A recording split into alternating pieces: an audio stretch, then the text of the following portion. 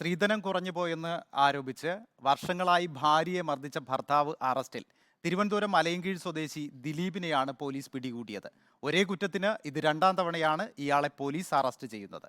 ആ റിപ്പോർട്ടിലേക്ക് പോകാം. 2022-ൽ ഭാര്യയെ അതിക്രൂരമായി മർദ്ദിച്ചു അവശയാക്കിയ ദൃശ്യങ്ങൾ സമൂഹ മാധ്യമങ്ങൾ വഴി പ്രചരിപ്പിച്ചതിന് പോലീസ് ദിലീപിനെ അറസ്റ്റ് ചെയ്തിരുന്നു. ഈ കേസിൽ ജയിൽ ശിക്ഷ കഴിഞ്ഞ് പുറത്തിറങ്ങി ഭാര്യയുമായുള്ള പ്രശ്നം ഒത്തുതീർപ്പായി ഇരുവരും ഒരുമിച്ച് കഴിഞ്ഞു വരികയായിരുന്നു. ഇതിനിടെയാണ് വീണ്ടും മർദ്ദിക്കുന്നത്. മദ്യപിച്ചെത്തിയ പ്രതി ദിലീപ് ഭാര്യയുടെ തല ഭിത്തിയിലിടിപ്പിച്ച് കൊല്ലാൻ ശ്രമിച്ചു. മർദ്ദനം സഹിക്കവയ്യാതെ ഭാര്യ മലയൻകീഴ് പോലീസിൽ നൽകിയ പരാതിയെ തുടർന്ന് ദിലീപിനെതിരെ വധശ്രമത്തിന് കേസെടുത്തു. പോലീസ് കേസെടുത്തതിനു പിന്നാലെ ഓട്ടോ ഡ്രൈവറായ ദിലീപ് ഒളിവിൽ പോയി.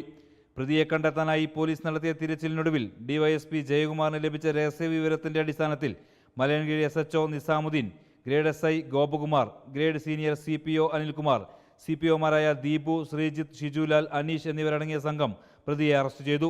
കാട്ടാക്കട ജുഡീഷ്യൽ 1ാം ക്ലാസ് മജിസ്ട്രേറ്റ് കോടതിയിൽ ഹാജരാക്കിയ പ്രതിയെ റിമാൻഡ് ചെയ്തു. റിപ്പോർട്ടർ, തിരുവനന്തപുരം.